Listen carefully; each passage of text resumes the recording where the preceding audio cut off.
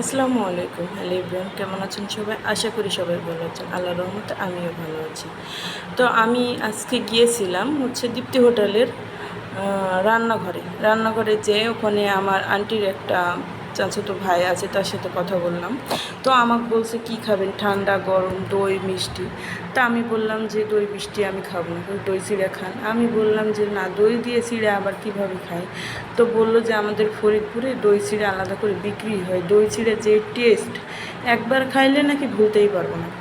তো যেই কথা সেই কাজ, তারপর আমি একটা দই কিনলাম। দই কেনার পর আমি বাজারে গেলাম, চিড়া নিলাম।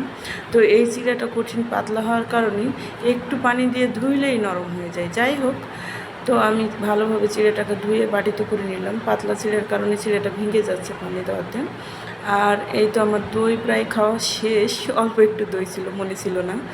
তো যাই হোক, দই খুব পছন্দ করি আমি খেতে।